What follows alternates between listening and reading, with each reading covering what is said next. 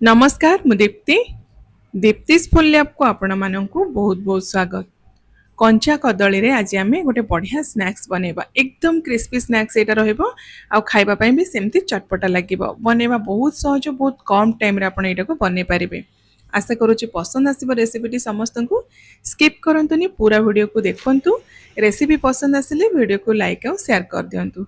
Channel ले नुआ देखुथिले channel को सब्सक्राइब करिया पे बिल्कुल भी भूलिबेनी। तो कंचा कदली रो ए जो स्नैक्स बनवा पाई ना फर्स्ट आमको किसी कंचा कदली दरकार। ये देखो फ्रेश कंचा कदली मु चारोटी नहीं आपन को जी परिमाण में बनवार अच्छी से हिसाब से कंचा कदली यूज करेंगे। आउ कदली आपणकर जिते फ्रेश रहा ये जो स्नैक्सटा सेते बढ़िया लगे खावाई। तो सब बड़े ट्राए करेंगे ये जो कंचा कदली यूज करेंगे से फ्रेश होता दरकार। तो एबे हम कौन करवा ना कदली दुई पट साइड को एमती काटिक बाहर करदे और तार चोपा सब एमती आम काटिदबा। एमती भी एबे तो वर्षा दिन चली बाहर वर्षा सहित एमती किसी चटपटा खाइबा बहुत इच्छा हुए।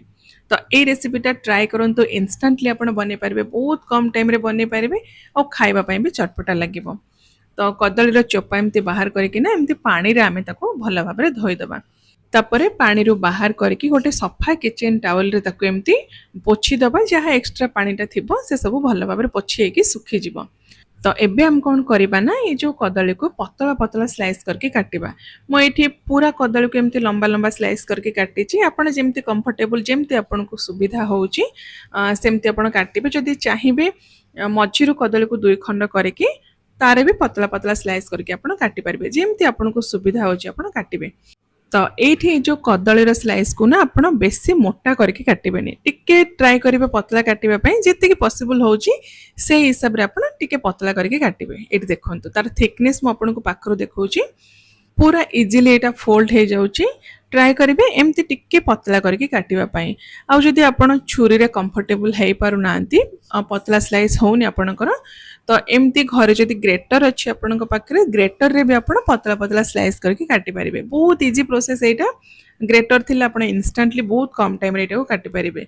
देखंतु ए टाइप रो बेसी मोटा नहीं कि बेसी पतला भी नहीं। तो एमती करके सब जो कदली गुड़ा को आपण स्लाइस करके काटि देबे।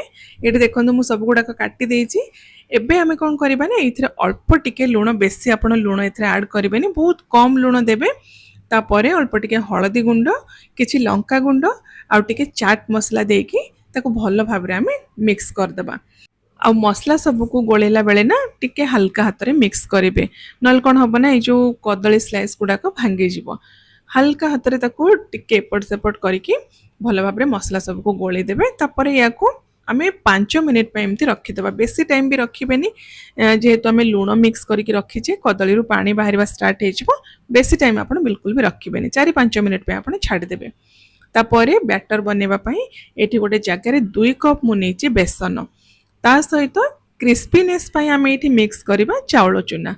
तो ये जो चाउल चूनाटा मु रेडीमेड यूज करिछि। जदि आपण चाहिबे घरे बनेकी भी चाउल चूना मिक्स करि परिबे। आधा कप मु एठी चाउल चूना नेछि ता सहित गोटे बड़ चामच नेछि गोलमरिच गुंड आ एठी गोटे छोट चामच जुआणी ताको एमते हाथ रे टिके रगड़ी मिक्स कर देबा। बहुत बढ़िया फ्लेवर आसीबो एथिरे। ता सहित ये देखो गोटे रू 1.5 चमच पखापाखि भृषंग पत्र ताको छोट छोट खंड करके मु काटी देछि ताको एथिरे मिक्स कर देबा।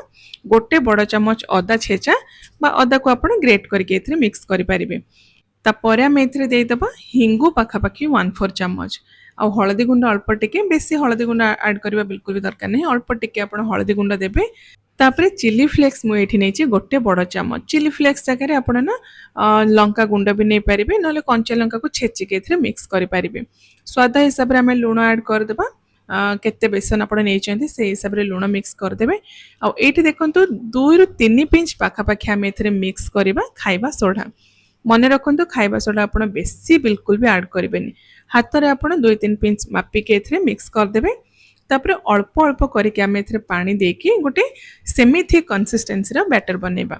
बेसी पतला करबानी बैटर को कि बेसी बहलिया भी नहीं। सेतिपई एका संगे बिल्कुल भी पानी एथिरे मिक्स करिवेनी नल कोन होबा ना एक तो बैटर रे लम्स पड़ी जिवो आ मिक्स करबा पई आपन को असुविधा हबो। सेतिपई अल्प अल्प पानी मिक्स करके आम गोटे स्मूथ बैटर बनैबा।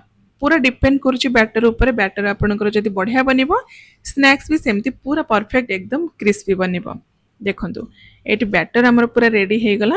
तो ये जो बैटर को ना एबे आमे गोटे एमती बड़ ग्लास को ट्रांसफर करदेबा कौन पे आमे ग्लास को ट्रांसफर करले सेटा मु आपन को परे कहिबी आ बैटर कंसिस्टेंसी आपन एठी देखंतु नोटिस करि पारुथबे बेसी पतला नहीं कि बेसी बहलिया भी नहीं तो एतिकी कंसिस्टेंसी रखिक आपण बैटरटा को रेडी करेंगे तो एबे हम कौन करबा ना जो कदली रे सब मसला गुंड देके आमे रखिथिले पाखापाखि ये 4-5 मिनिट हो सारी तो से गोटे स्लाइस नहीं कि एमती बैटर रे आमे डिप करबा तापर जो एक्स्ट्रा हमर जो बैटर रहिला ताकू टिक्के आमे बाहर करके एमती मीडियम गरम तेल रे फ्राई करबा तो ग्लास रे बैटर को ट्रांसफर करबार रीजन एया हैला जेहेतु एठी कदली रो स्लाइस गुडा को लंबा अछि डिप करिया पे हमको इजी हबो आउ जदि आपण कदली को छोट छोट खंड करके काटी तो जो थी आपण बैटर को मिक्स करथिबे सेथिरे आपण डायरेक्ट डिप करके भी फ्राई करि परिबे आ सबुठ इंपोर्टेंट जिनस होला तेलर टेम्परेचर फ्राई करला बेले तेलर टेम्परेचर पूरा मीडियम रे रहबा दरकार बेसी जेमती गरम नथिबो कि पूरा ठंडा नथिबो पूरा गरम तेल रे जदि आपण फ्राई कर देबे ना